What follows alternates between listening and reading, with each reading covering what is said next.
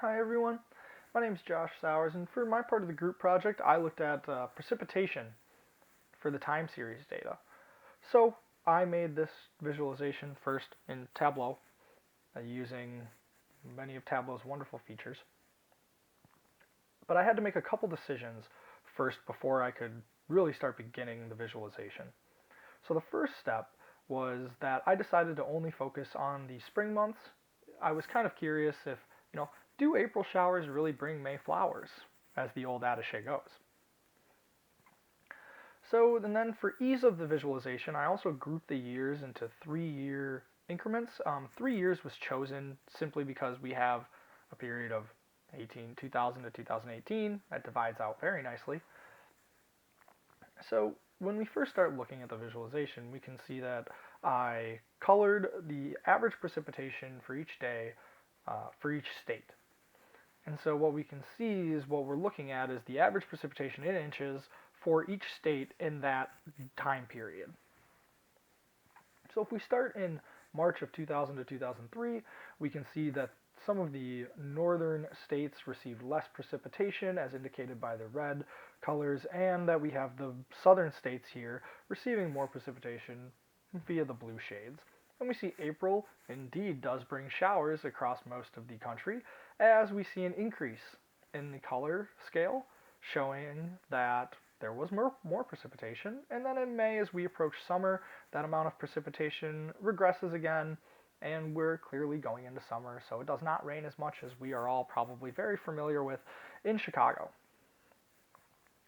So then 2004 to 2006, we saw a period where the entire United States received less precipitation.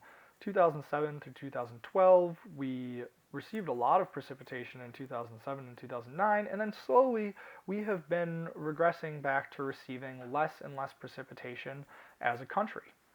And interestingly enough, all states are somewhat similar in the spring months, as we can see, because the colors are very consistent actually, compared to in March of, say, 2000 to 2003, where we saw big discrepancies in the amounts of precipitation that each state has been receiving.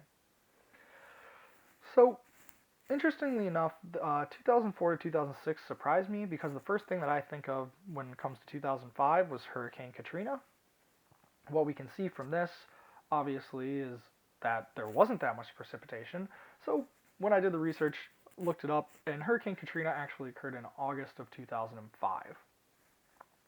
So I didn't actually do it, but if we looked at the data for August 2005, I'd anticipate that Texas, Louisiana, Oklahoma, Arkansas, those southern countries that got hit by that hurricane mostly, are probably going to show very, very high levels of precipitation compared to the rest of the United States.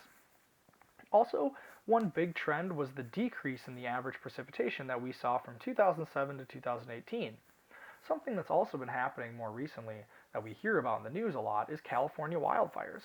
So there is possibly a correlation here where we see that less precipitation has led to more wildfires, bigger wildfires, and wildfires being in the news more as we've heard about them. Ultimately, viewing this data over time allows us to not only see cyclical sort of trends, but it also allows us to then think about the larger world and what's happening around us in general, and especially with these significant weather events, and see how precipitation might relate to those.